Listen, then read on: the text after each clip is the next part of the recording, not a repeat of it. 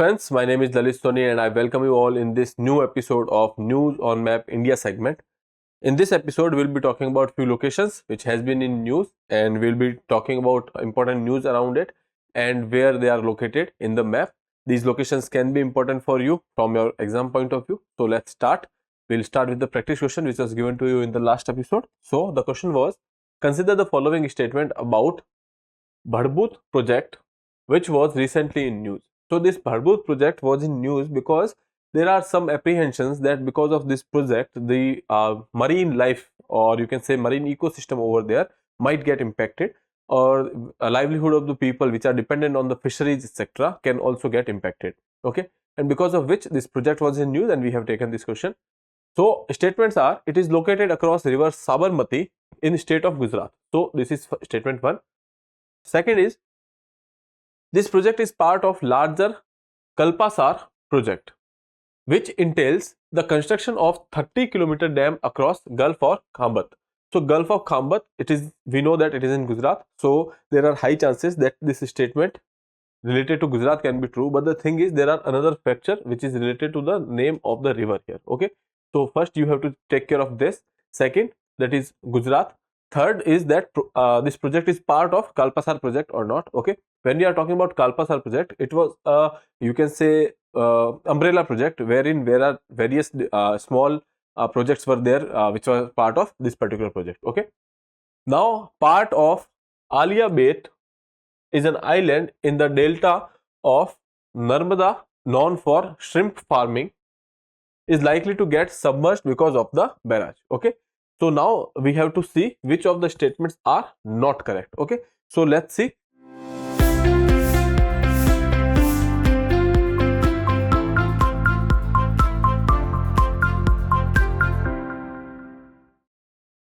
So here when we are talking about this Bharbut, this region is somewhere here. Okay. This is your Gulf of Khambat. Okay. And then this is your Narmada river which is coming to the Gulf of Khambat. Okay. So here it is around here. So we can say that is Bharbut, is the project Bharbut is on the Narmada river and not Sabarmati. Here you have seen that it is given Sabarmati. So we can say that this is wrong. But the thing is, it is in Gujarat. Okay. Now this is part of Kalpasar project or not. So let's see here. This is your larger Kalpasar project. Okay. So basically it is across Gulf of Khambat. And then when we are talking about other small projects which are present here, that is Kalpasar main canal, freshwater reservoir is there. Then we have this Bharbut barrage. This Bharbut barrage or Bharbut project is there on the Narmada river. So we can say that it is part of larger Kalpasar project. Okay. So it is in Gulf of Khambat. So coming back to your statement, here you can say that it is project part of the Kalpasar project which entails a construction of 30-kilometer dam across Gulf of Khambat. This statement is true. Okay. Now part of Alia Bet, when we are talking about Gulf of Khambat, here somewhere we have this island that is Alia Bet. Okay. So here you can see in Gujarat, somewhere in the Khambat, here we have this Alia Bet. Okay. So because of this particular project, there are apprehension that this might get submerged. So this statement is also true.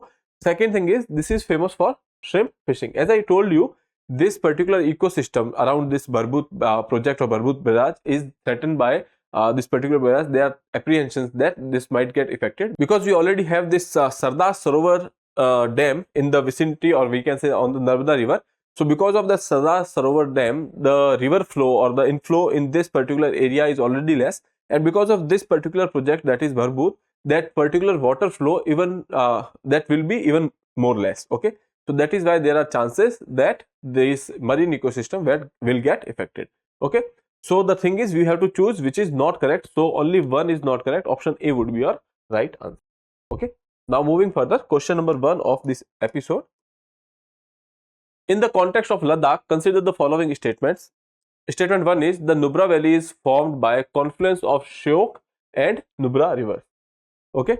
So we will see that on the map. Then when we are talking about Shyok river, you know that it is tributary of Indus. Okay. Now moving forward, Dras. Dras is known as the gateway to Ladakh and stands out for being coldest inhabited place in the world. Okay. So now they are saying that it is the coldest inhabited place. Okay.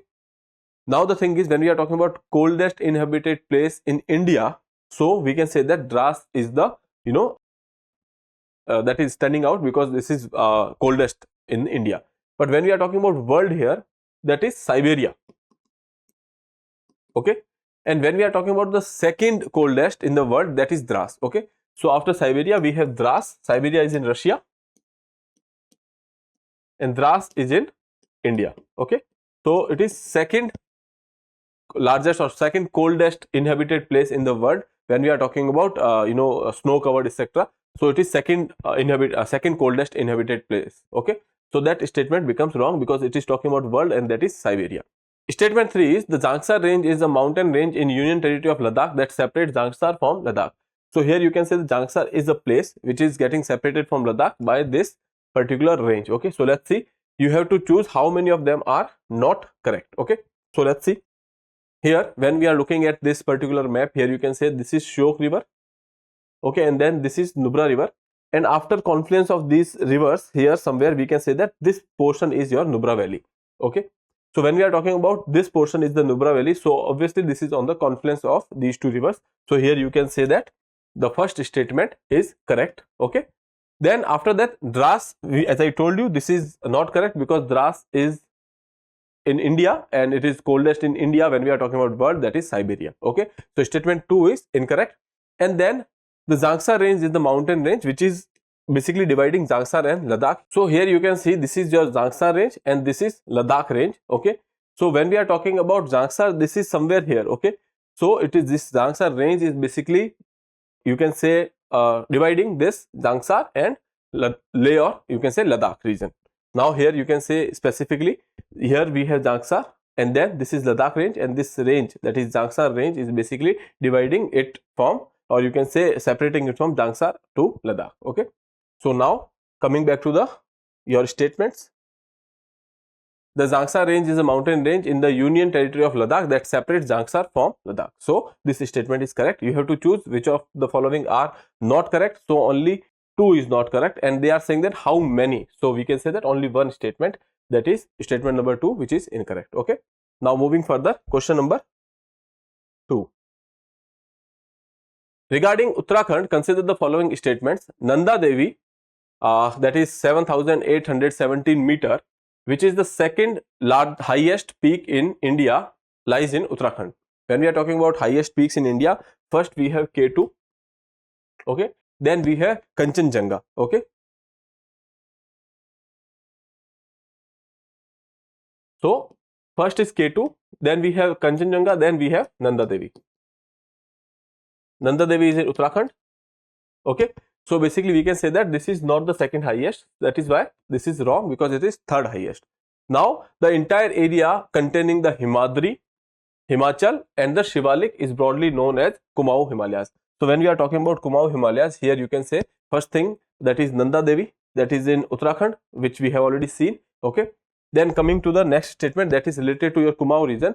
When we are talking about Kumaon region, this particular region here, that is Kumaon. Okay, so it takes part of Himachal, Uttarakhand, and then when we are talking about Shivaliks, etc. So here you can say we have taken this part, right?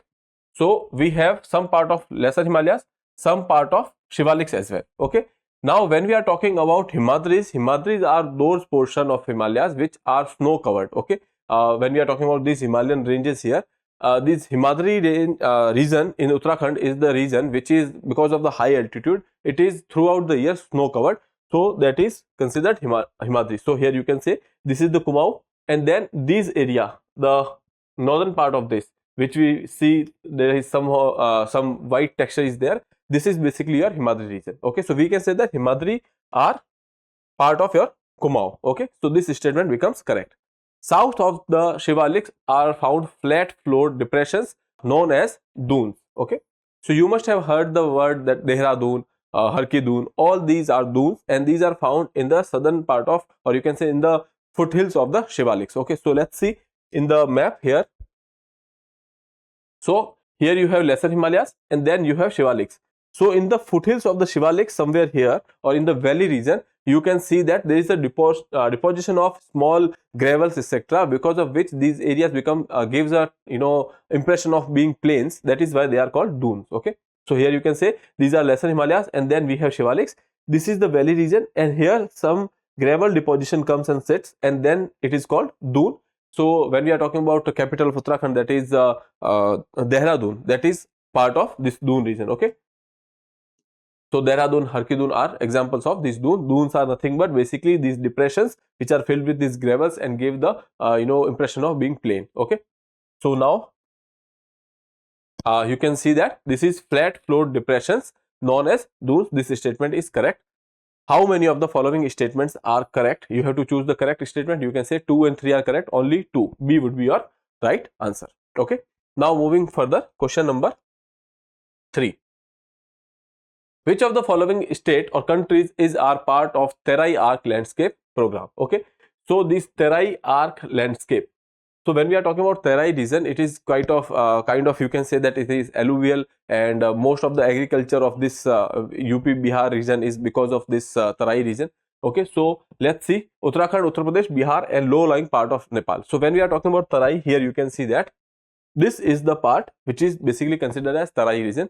So here you can say we have parts of Uttarakhand, then we have parts of Uttar Pradesh, and then parts of Bihar. Okay.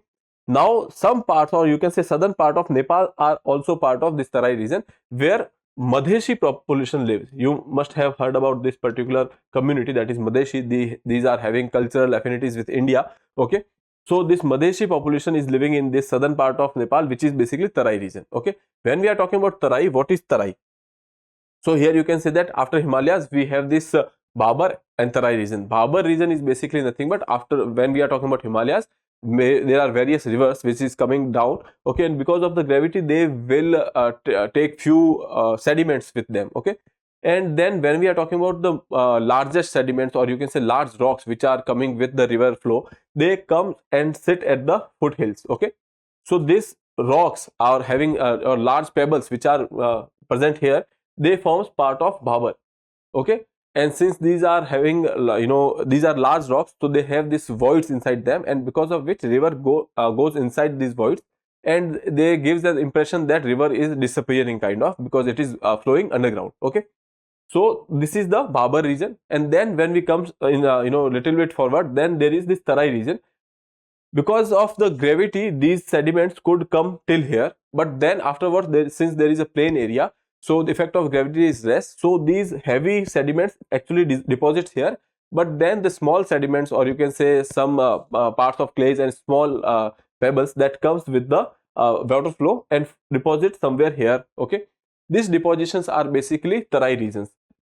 These are called Terai region because they have this high water retention capacity, because since they are large in size, so they have this voids inside that also, but relatively they are lesser than your Bhabar region. Okay, so that is why these Terai regions are called basically they are fertile in nature, and those crops which are water intensive crops which are grown in this particular part. Okay, and after that, when we are coming to the further parts, we have this Bangar and Khadar region. When we are talking about Bangar, this is old alluvial deposits, and when we are talking about Khadar, this is new alluvial deposits. Okay, then we have this river valley. Okay, so that is why this part from Terai to this Khadar and Bangar, this is basically a part of your plains, and they are quite fertile in nature, because these Bangar and Khadar are of alluvial nature.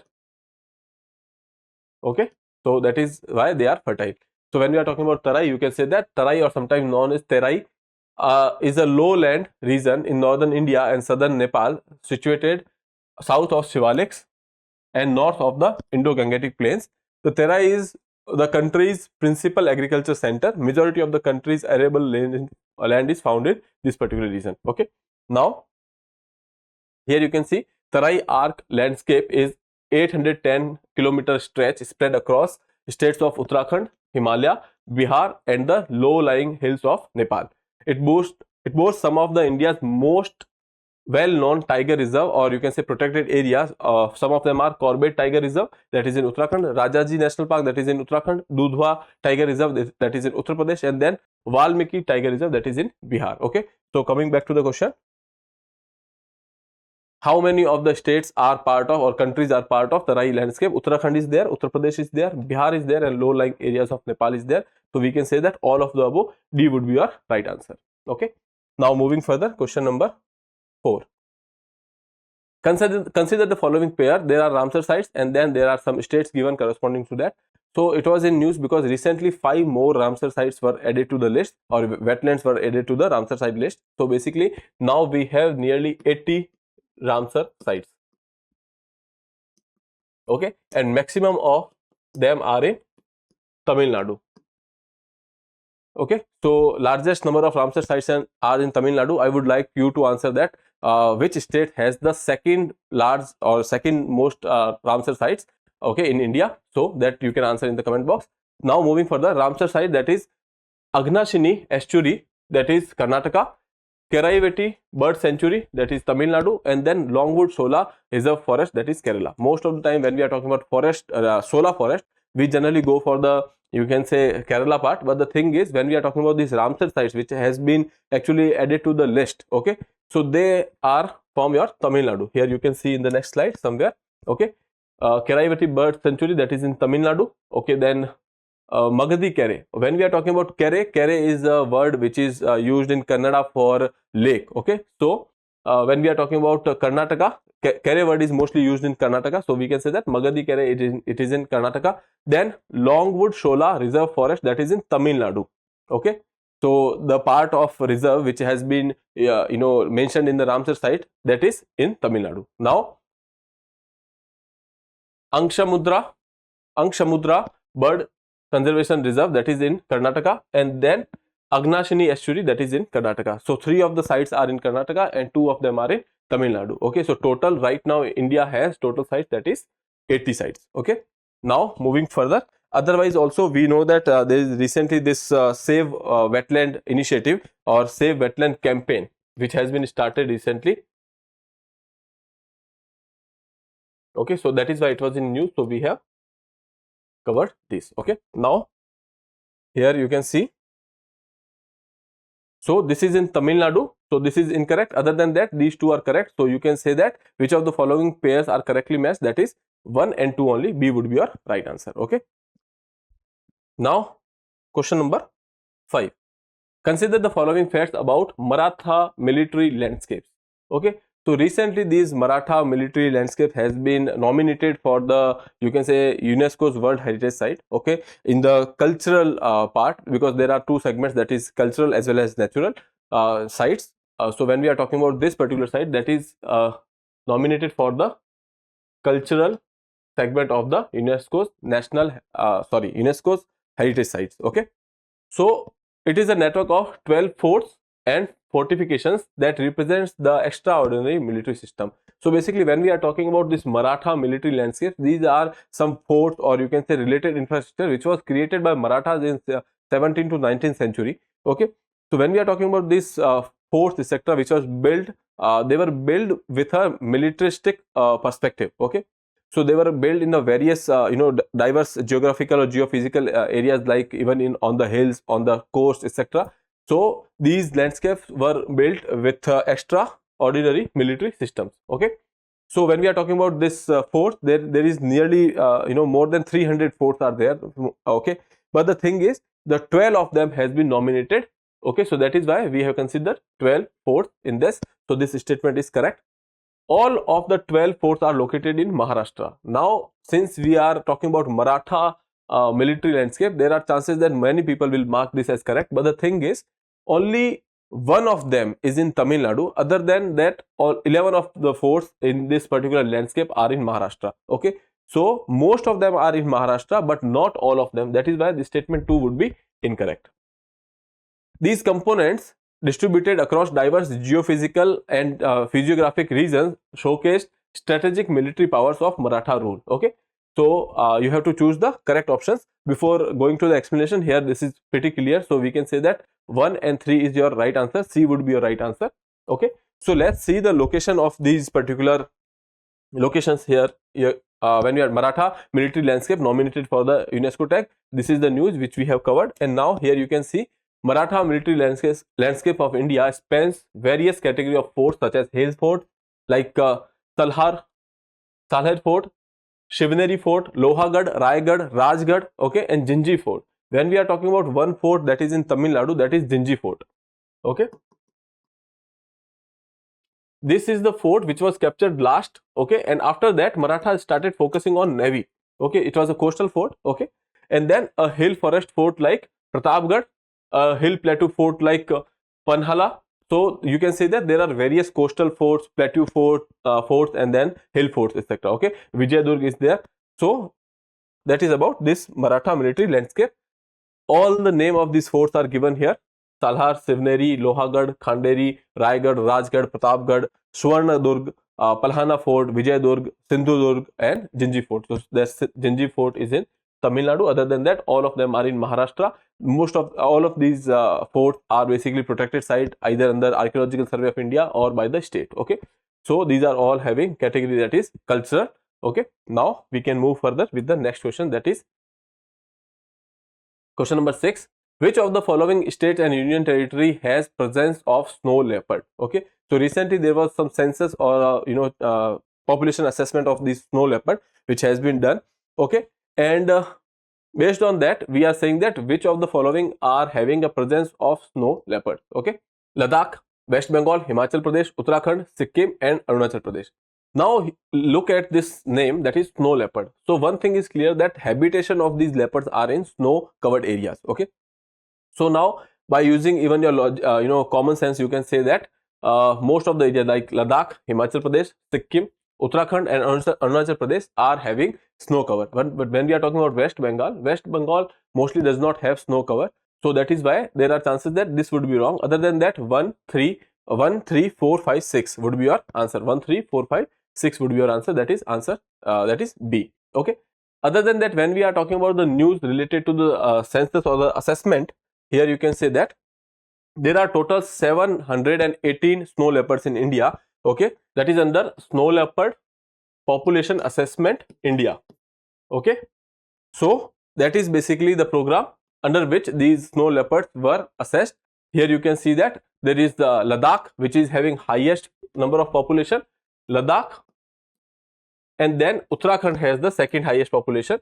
Okay, and when we are talking about the minimum population, that is in the Jammu and Kashmir. Okay, when we are talking about the population or the inhabitation of this snow leopards, these are in this snow covered areas, that is Ladakh, Jammu and Kashmir, Himachal Pradesh, Uttarakhand, Sikkim, and Arunachal Pradesh. So West Bengal is not part of it. Okay, so we can say that West Bengal can be rejected. Other than that, 1, 3, 4, 5, 6 would be your answer. Other than that, Jammu and Kashmir is also part of that list. Okay, now moving further, question number 7.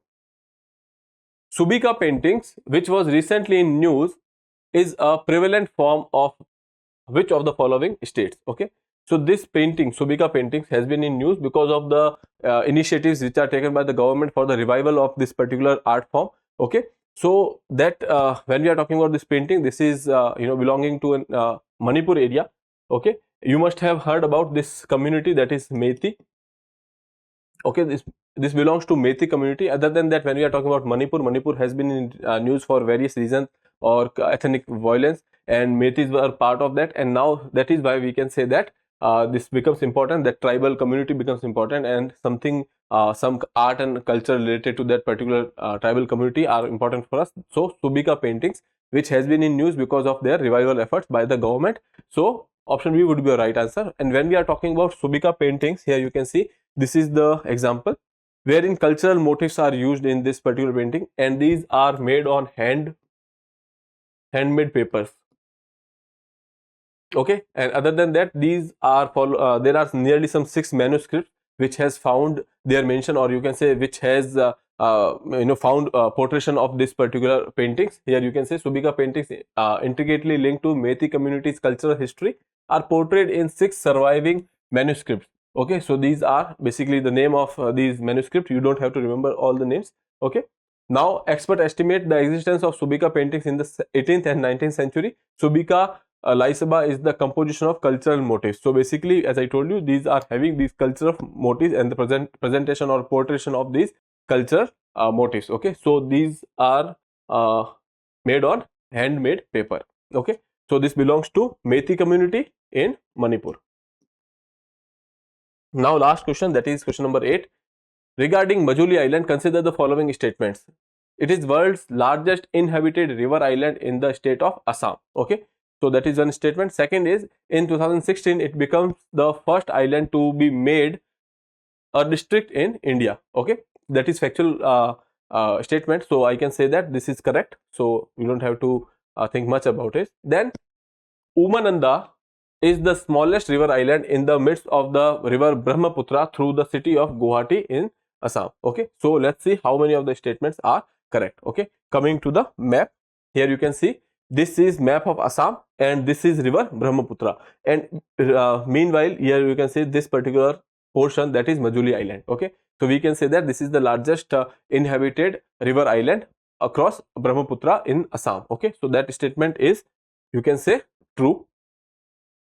Then Umananda, so when we are talking about this particular region, that is, you can say Assam, this particular location is Umananda, and this is the enlarged version. Here you can say this particular island, or it is also known as Peacock Island. Okay, so that is considered as Umananda, which is smallest riverine island. Okay, so here you can see Umananda is the smallest river island in the midst of the Brahmaputra river flowing across the, or you can throughout the city of the Guwahati in the Assam. So we have seen that in the, here you can see this is Guwahati and nearby we have this Umananda Island. So that statement is also correct. Okay, so how many of the statements are correct? You can say that all of the statements are correct. Option C would be your right answer. Okay, now moving further with the practice question for your next class. So the question is, in the context of Wayanad Wildlife Sanctuary, consider the following statements. 1. It is located in the state of Kerala. 2. It is contiguous to protected areas of Nagarhole and Bandipur of Karnataka in the northeast and the Madumalai of Tamil Nadu in the southeast. Third statement is, the sanctuary is the integral part of Nilgiri Biosphere Reserve. How many of the given or the above statements are basically correct? You have to choose the correct statements, and how many of the statements are correct. With that, you have to attempt this question and answer in the comment box. And I would like to take your leave now. I'll see you in the next session. Till then, have a good day. Thank you. If you have not subscribed the channel, you can subscribe the channel. Thank you. For more informative content, like, share and subscribe, and do not forget to press the bell icon to get the notifications.